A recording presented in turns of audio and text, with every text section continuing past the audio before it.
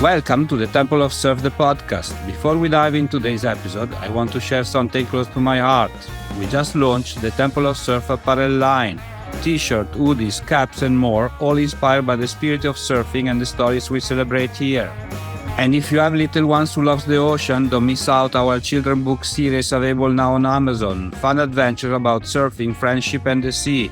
By supporting the books and apparel, you're also supporting the podcast and helping us to keep the surf culture alive for future generations. Mahalo! Today's guest proves that the love of surfing can grow anywhere, even in a country without an ocean. Joining us today is Fantin Habashi, Swiss national surf champion, an athlete whose journey shows that passion, dedication and curiosity can overcome geography. Switzerland might be famous for its mountains and lakes, but Fantin followed a different path, one that led him to the waves of the world. Through commitment, travel, and countless hours in the water, he has become one of the leading figures of Swiss surfing and a proud representative of the sport internationally. In this episode, we talk about his journey into surfing, how someone from a landlocked country built such a strong connection with the ocean, and what it takes to compete and represent Switzerland on the international surf scene. We also explore the mindset of a competitive surfer, the discipline required to chase waves across the globe, and the passion that keeps surfers paddling out again and again. Fantin's story reminds us that surfing is not defined by where you're born, but by the connection you build with the ocean. So, sit back and enjoy this conversation with Swiss national surf champion Fantin Habashi. This is the Temple of Surf, the podcast.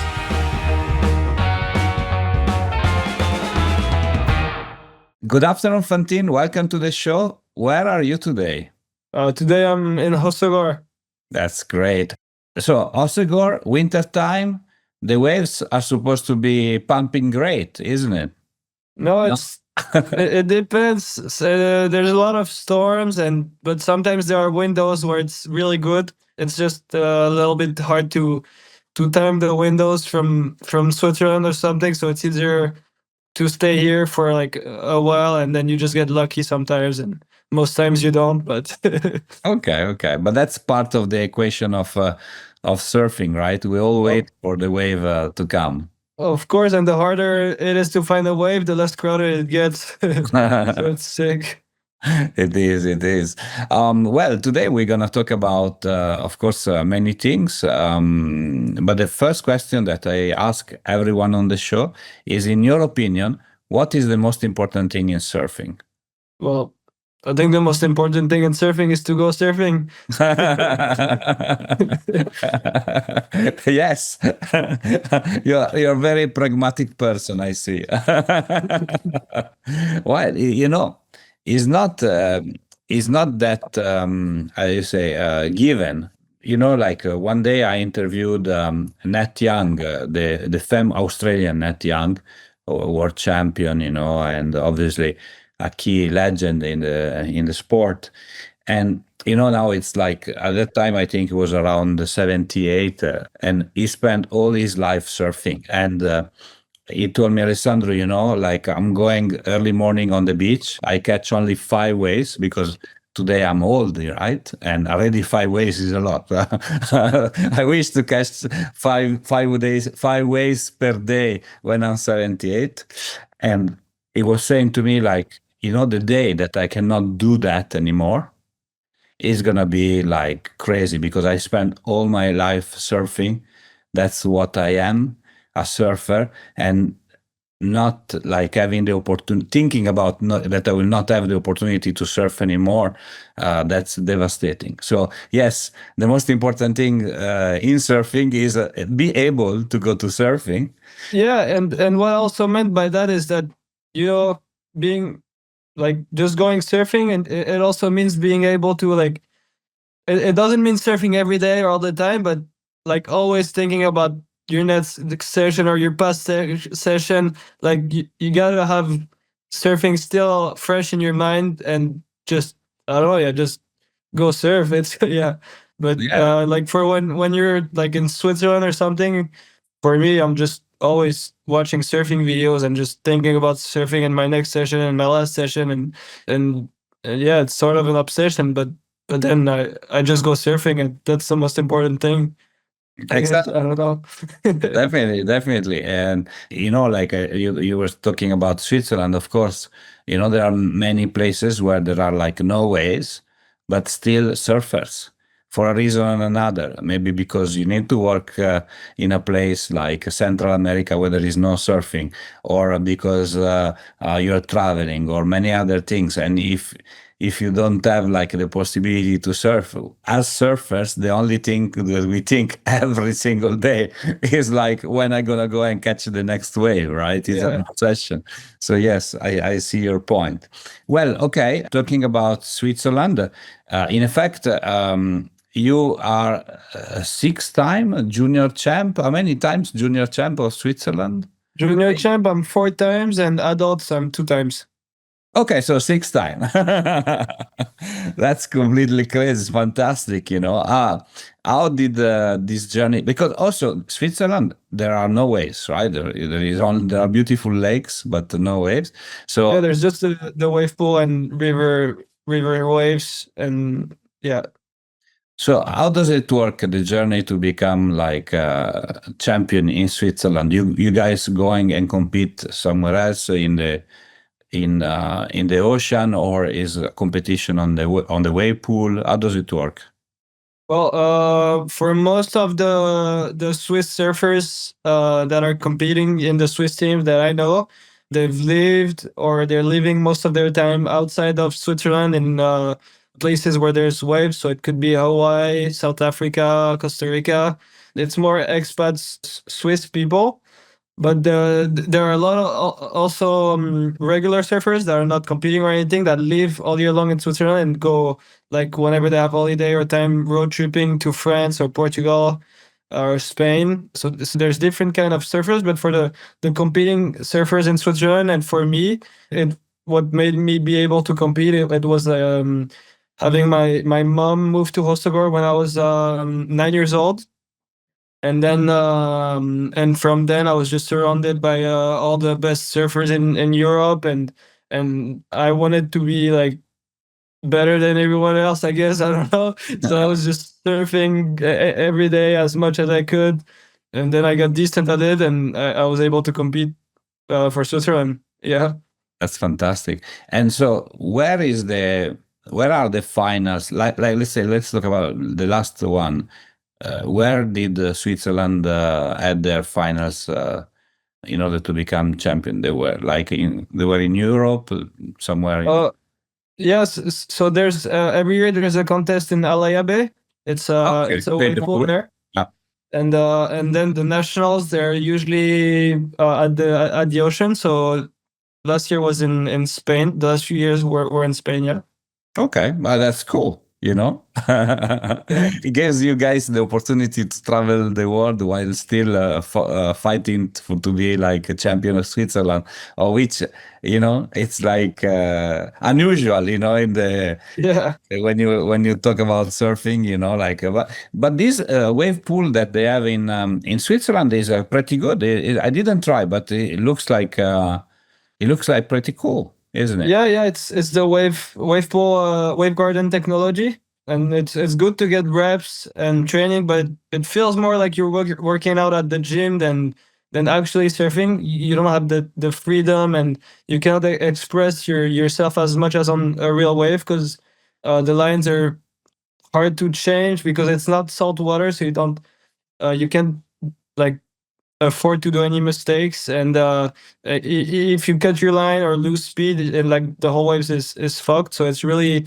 you're either repeating one specific maneuver or just repeating your good lines and changing details, but it's not as expressive and as artistic as the ocean, where you can just like surf the way you feel, and don't think, just express what you feel in the moment and just react to the wave. In the wave pool, you're more like predicting what you're gonna do on the wave than reacting to it. In effect, you're saying something very interesting, because the WSL tour came to Abu Dhabi last year, and I booked my tickets for the final. And during the final, there were like, I think only final day 8 athletes, And those athletes, they already had like 2 3 days to, let's say, perform, and practice the wave that was always the same. So basically, at the final day, you could predict what every single surfer was going to do, and I think Italo Ferreira, I think, won Italo Ferreira won the event because he was doing those amazing fantastic airs, and he was pumping and going, but we knew that he was going to do that, like we knew all the other surfers. So in effect, in my opinion, the most interesting day is not like when you have only 8 people, but is when you have like 15 at the early stage of qualification for the event, where you see a lot of people trying to get in synchrony, in tune with the wave. Once you do that, is like you're saying, is going to the gym. It's a mechanic in a certain way, right? You know where to Yeah. position yourself. You know where to hit the turn. You know that the wave is going to do like that. So you're gonna go for air, and that's it, right? Yeah, you lose the flow part and the artistic part of surfing, where you're like one with the wave. Because in the wave pool, you gotta be one with your line and with your training. You're not, because if you start trying to improvise and react to the wave, there's not many lines you can take because the wave doesn't forgive. It's just like a train. So you don't want to make any mistakes, especially in contests. So you really gotta trust the line you've been working on, and that's where I think it lacks variety compared to the ocean, because you cannot like read the section. I don't know. Yeah, it's Yeah, I see. No, no, I definitely see what you mean, and actually, is the good thing and the bad thing of the pool system, right? The good thing is that allows everyone to surf freely. Let's say, even if you are in Switzerland or you are in Ohio, I don't know, places where there are no waves. At the other end, it's like it's a very repetitive thing. And so at the end of the day, it's good for maybe beginners at a certain point. If you are a pro, that repetition and taking away the sea, unpredictable sea part, then obviously becomes like boring, maybe. It's never boring. I mean, doesn't apply to surf, in my opinion. I never considered boring surf boring, but like no, yeah, but I agree with you. If you spend like 1 week surfing 3 to 4 hours a day in a wave pool and you don't have any coaching, you're gonna be in, and you don't really have any goals, it's gonna end up boring, because you really gotta force yourself to change the lines. It's soft water, so it doesn't float as much, so you're like bugging more easily and you cannot push as much. And the wave, it's really the same. So it actually kind of, surfing in the wave pool gets boring, I think, at a certain level. If you do it too much, of course. But it's great, as you said, for landlocked country to go once every week or once every month, to just keep in tune with the feeling of surfing. But it's as important. It's as good as going stretching every few days and doing mobility and keeping your body fit for surfing. But you don't get the satisfaction and the reward as I don't think you can get the satisfaction that you get in the ocean for the same trick you do in the wave pool. Even though it's amazing for beginners, as you said, or for pros, if you're trying to work on one specific maneuver and you got coaching and video feedback, that's insane. But on the satisfaction scale, you don't. It doesn't feel like surfing. Like for me, when I come back from wave pool training back in the ocean, I'm so excited to be back. I'm just the happiest guy. But like, for example, if you come back from a place like Indonesia to, I don't know, to France or Spain, it's almost like you don't want to surf, because the waves are so bad. But it's yeah. So that's where you see the contrast. Yeah. Talking about coaching, is there somebody that coaches you, or you do it by yourself? Yeah, I had a couple different coaches over the years, but I like coaching during contests. Okay. To help me position and not go too crazy. stay in my surfing, because you usually get caught up trying to match other people's surfing when you gotta stick to your strengths in contest. And having a coach for me helps me like remember that and position better.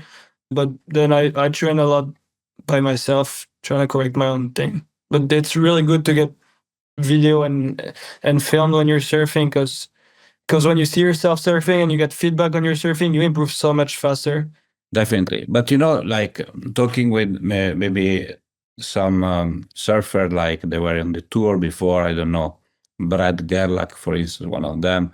I had a conversation with him, and he told me that at that time, it was very difficult to have a coach, right? And so they were like all young athletes, with very few of them they had coaches, but most of them they were like left without anybody supporting them mentally, physically, and during the competition, And so today, in effect, maybe it's because of the generation, those surfers became coach, and then, like in Hossegor, for instance, you have fantastic coaches like, I don't know, Didier Peter, for instance. Yeah, I was surfing with him earlier today. Oh, really? Cool. Only the two of us trading waves. It was crazy. There was no one out in waves. But actually, I do have coaches. I just focused on the surfing part, but I have a physical coach, a mobility coach. I do some yoga but a yoga class I don't do with personal coach. And then I have a surf coach that goes on the contest with me. So I have a really good team around me to help me perform the best I can. Yeah, it's important to have that support system, and then that brings you to the highest level, layer by layer, you go up, and then you reach your ultimate goal. But talking about ultimate goal, what is your ultimate goal? For me, it's the Olympic Games, and get a medal there. That would be amazing. And my ultimate goal is to keep being able to live from surfing. That's the dream. And yeah. That's great. So Olympic Games. So the next ones are in California. They will be in Tresles. You will be going representing Switzerland to, I think, ISA games in San Salvador. Where they do this? How does it work this time? Well, it's the qualifying process is not very clear. They usually say it pretty late, so right now it's just rumors about how they're gonna do it. But yeah, usually the ISAs they tell us maybe 3 to 6 months before the event where it's gonna be. And I think the 2 years previous to the Olympic Games will be qualifiers for the Olympics. So it could be this year, but apparently it's gonna be next year and the 2027 and 2028 to qualify. So last minute qualifications. It's nice, this approach, of ISA versus the Olympics, that allows surfers that they're not like, let's say, the top 20 in the world to reach the Olympic stage. And maybe you have people that are a pro surfer in the tour, let's say maybe number 12 or even early number that are not there. And then eventually you have a surfer coming, I don't know, from Italy, not known, not Leonardo Fioravanti, but not known, that is able to reach there because of the competition of ISA. So that gives opportunity to many more people to be there at the event. Yeah, and it's amazing because you don't know what can happen on one contest. Like qualifying on tour, it's super hard because you gotta be so consistent. You need to have a good quiver all year long.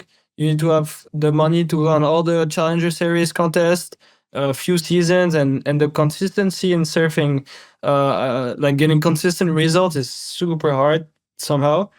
But the ISA, what's great is that once you know where it's gonna be, you can go on the wave, get used to the wave, and actually take a different approach to this contest than any other contest. And you just need to catch the fire, and and get one good result. It's all it takes, and that's pretty good because you can focus much more your preparation around that than a QS season, which is like one contest every month or something. So it's very different, but I kind of like it. But then it's also it gives you a lot more pressure because there's less room for mistakes as well. Of course, but But yeah, I see your point. Like being at the Olympic Games would be fantastic. First Los Angeles, California. Surf is the national sport of the state of California, and you have all the crowd, and it will be like unforgettable experience. It's like it stays with you for all life. Then if you win a medal, yeah, even the better. bonus, yeah. But yeah, getting there already would be a huge accomplishment, and it would be really, really, that's the goal. Hi, we'll get back to the conversation in just a moment, but I would like to remind you that the Temple of Surf is more than a podcast. We created an apparel line inspired by surf culture, from tees and hoodies to caps, so you can carry the spirit of the ocean wherever you go. And if you have kids, check out our surf-inspired children book series on Amazon, fun stories that bring the magic of the sea to life for young readers. By supporting these projects, you're helping us keep surf culture alive and growing. Now, let's get back to the show. Exactly. Well, I was thinking about the qualifying step, and of course, it's very costly, to do all the step of to be on the tour. It's you need to be really like very well financed. Let's say not only good, but also you have to have a backup financially. So, which is not for everyone. It's like money is not there is not a lot of money, and is very fraction between athletes. Which kind of surfboards do you usually surf? Do you have like a sponsor or a particular brand, or you're? Yeah, right now I ride with Almeric, but I also, I mean, 2 years ago I used to surf Sharp Eyes. They were really good, and I think I'm gonna do a couple Sharp Eyes try again. But yeah, I have deals, but I don't get them I'm not on the team, so I can like try different brands. But I've been surfing Merrick's for 2 years. Yeah. Okay, but it's legendary names. It's not. Yeah. Sharpai also is fantastic. A lot of athletes they're surfing Sharpai, and they're performing extremely well. Even in the last Olympics, a lot of them they were under the Sharpai, and yeah. So is it easy to get on a team, or it's like a very hard thing? You need to be super good to be in the team. How does it work? I don't know, frankly. On the Almeric team? Yeah, I mean, in any team, like, how does it work, in order to be? You said, like, now I have still to pay. Okay, I have discount, maybe, but I still have to pay my boards. When you go into the level, because you are still surf champ of Switzerland, so that is a state, is important, it's not like a small thing. Yeah. I don't know. Yeah.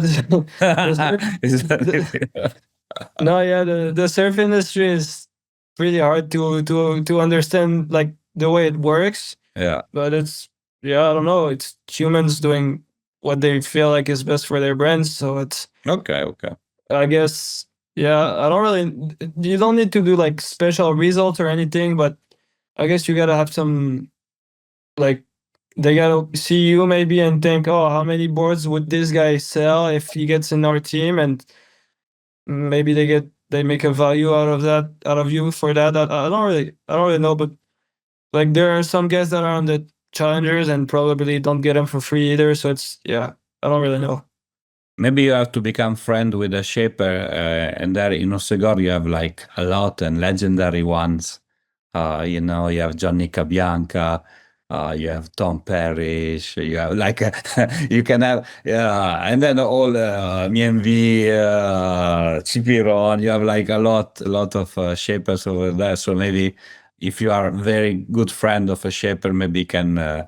No, I used to be sponsored by Alessandro Pierre. It's a shaper here, and I had a deal for 2 years, but it's also good to have. Like, I mean, I had them for free. I think I had a quiver that I could exchange board, and I had like 5 boards exchanging every time I wanted for a year, so I could get as many boards. That was really amazing. But what I like with deals is that you can, and at the stage of where I am is you can try out many different shapers and boards and have the freedom of like trying what's and finding what's best for you.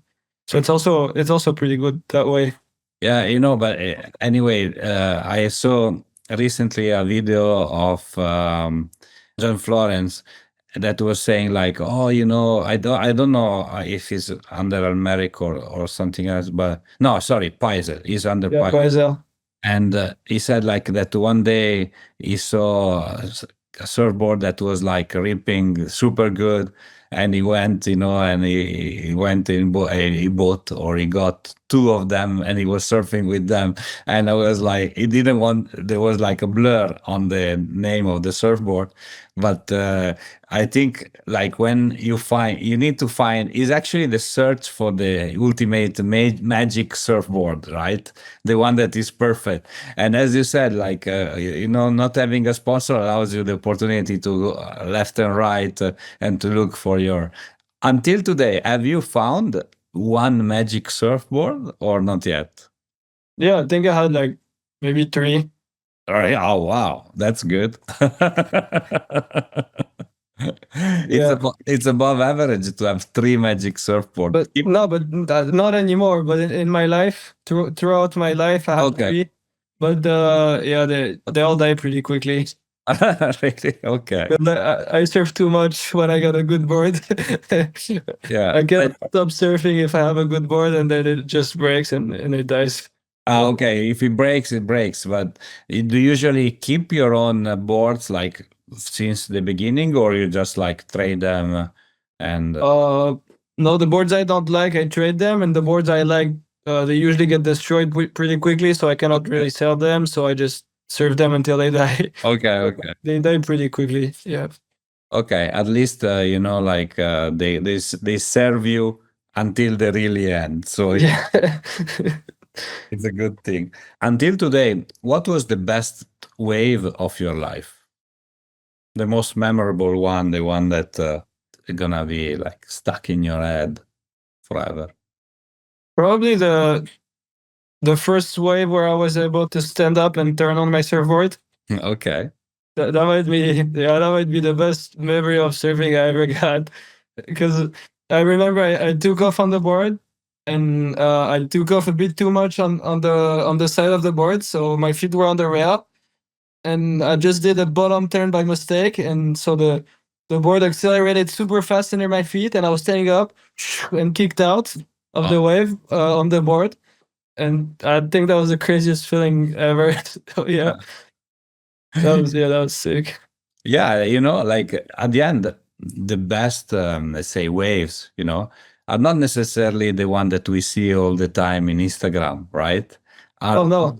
No, I don't know.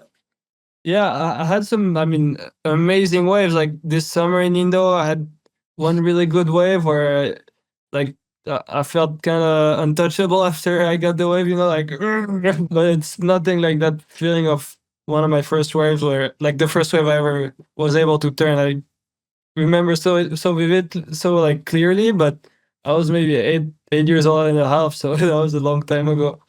Yeah, but the stock is still there, Yeah. And talking about trips you have done, so you're talking about Europe before, now Indo. What is your like the best trip that you have done so far in terms of waves? Probably Indonesia. Yeah. Yeah. Where in Indonesia? Well, You did go? anywhere. You did that. It's good everywhere. I think, yeah, the first time I went to Indonesia, I wasn't expecting much. I was just going on another surf trip and took some boards, whatever, like with a friend. I mean, I was still go on a surf trip, but I was just, in the moments, I didn't know what to expect, even though I saw the videos. But I got there and I figured out surfing was a different sport than what I've known my whole life. It's like the day I surf maybe 3 times or twice a year in Europe. Over there. It's maybe 6 days a week on on the good season. And yeah, so surfing feels like a total different sport. And I think I got hurt after maybe no, I buckled 3 or 4 boards after 4 days in Lakey Peak, and then I broke my rib in maybe 2 weeks because I was surfing 9 hours or 8 hours every day. It's just destroying my body. I couldn't stop. It was like, you're giving, I don't know, I cannot compare it to anything, but it was just too much perfection for me. They call it, I think, surfed out, right? When you are like surfed for like so much for like Oh, but my problem is that I never get surfed out, so I either get hurt or break all my boards. Okay, okay. That's pretty bad. Like when I was younger, I would get out of school in Hossegor and or on the weekend, and I would just get in the water and never go out. Usually, I would either go out because it was dark, or because I got hurt, or because I broke my board. I would never go out on purpose. It was pretty stupid, but I don't know. I couldn't go in. Yeah, it was.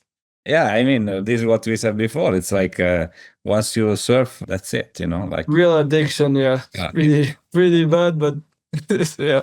it's an addiction. Are you working on something like special nowadays? You have a lot of surfers that are doing like maybe film, micro movies, or some projects like traveling and getting recorded. Are you working on something like that, or not? Yeah, there's a project for April that I'm gonna do but more of like a humanitarian and health/surf project. Okay. Because I have a foundation that supports me that works with a lot of beautiful projects, and I want to put some light on those projects. So I'm just gonna try to share as much as I can about these projects and make a movie about it. And Okay. yeah, but that's the only project video I have. So where are you gonna go? What is this humanitarian surf project? Is like I cannot say too much yet, Ah, but secret. Okay. yeah, but I'll share a lot more in like six months or so. Okay. Like this summer, it will probably be out, but right now it's like in the works. So yeah. Okay, we stay tuned, of course. But in effect, like there is overall, a huge humanitarian aspect of surfing. It goes from let's say surfing with autism. People that they go and they stand to the board on the board and they surf for the first time, and then is a so powerful experience for them, and is so meaningful as well for whoever gives this experience, up to a project of inclusions. Like I remember, for instance, one project of surfer from India, Ishita Malawi. I think her name is Ishita, and I don't know if you know her, but she's a fantastic person, and she was able in India. Surfing is not something that it goes with the culture of India, and she was able to create a surf camp and give food and job to all the community of fishermen that were around the camp, and so people that would not add the different they were not even exposed to tourism, right? And so people that are going there on a surf camp, they are help to the community in general. There are so many super interesting projects, because I think we have a responsibility as a surfers to give back, right? Yeah. Of course, surfing fantastic wave is fun.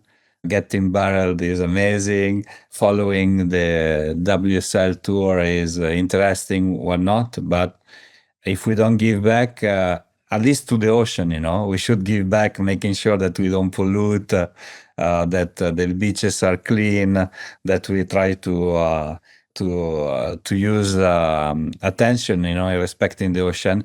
At least we should do that. But it's a very big topic, so we stay tuned. Now you created the suspense, for the project, but definitely in 6 months we will circle back around that. Okay, we finish the interview with 6 questions that I ask everyone on the show. Please answer the first thing that comes up to your mind. All right. I ask the same. I'll focus up. Yeah, be focused. They're not very tough, but it's okay. I ask them for like maybe 250 times now, so it's a standard at the end of the episode. So, first question: the best surfboard that you ever rode? Sharp by HT 2.5. The best shaper of all time, in your opinion? Simon Anderson, because he invented the thruster. Okay. Okay. Let's go that. Personal question: your favorite song or kind of music? My favorite song is Riders on the Storm by The Doors. Okay. A fantastic one. We didn't fall into something unknown. It's one of the most legendary songs I ever wrote. So that's great. Favorite surf spot, if it's not a secret? Maybe, yeah, VVF in Cap Breton. Okay. Favorite surfer of all time?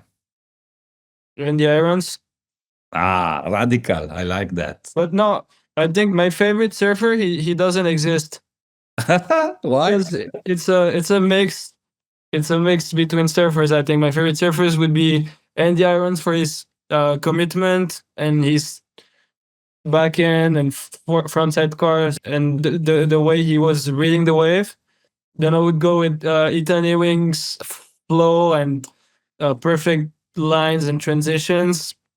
And the way he holds the rail is crazy, and the way he's able to push with flow. And then Alan Cleland on the back end for also the place he pushes on the board on his back end is pretty amazing. And yeah, I think that would be my perfect surfer.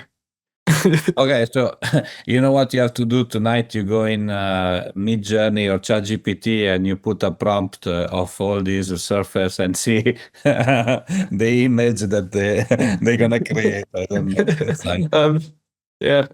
the surfer that doesn't exist.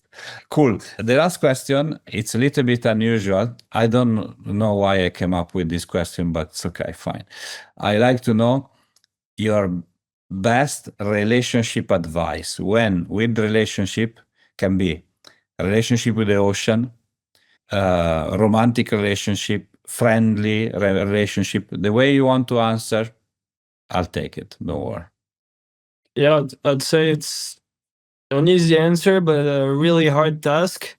But just staying in the moment when you're with somebody and not get ahead of yourself or have ideals about people and like start getting in your head. You just gotta stay right there with the person, with whatever they're saying and the image they're projecting right now on you, and not what you have projected in your head and your own way. Just try to stay connected to reality and not all the stuff in your head, I guess. Well, yeah, it's a very wise advice, but is very applicable to surf as well. If you are on the wave, you stay on the moment. You don't think, you just go. And yeah, that's where I learned to do it, and I realized I was terrible at relationships, and I kind of figured out why. But it's really hard to apply when you got a lot of passion. It's hard to have any control about on anything. So it's just try to do your best for the other person, and that should be all right. Yeah, exactly. If it's enough, is enough. Otherwise, off with. Yeah, but yeah, do your best with staying connected in the moment, and don't be someone else just to please anybody. Just stay in the moment and be yourself, I guess. I don't know. It's really, I mean, we've all heard it and overheard it, but then it's just hard to apply, Oh, definitely. Like for anything, from going to the theory to the practice, it takes a big step, Yeah, a lot of patience and dedication. Exactly. Thank you so much, Fantin, for being with me today, and I look forward to talk to you very soon. Yeah, thanks so much. Have a good time. Have a good day, and see you next time. Cheers. Ciao.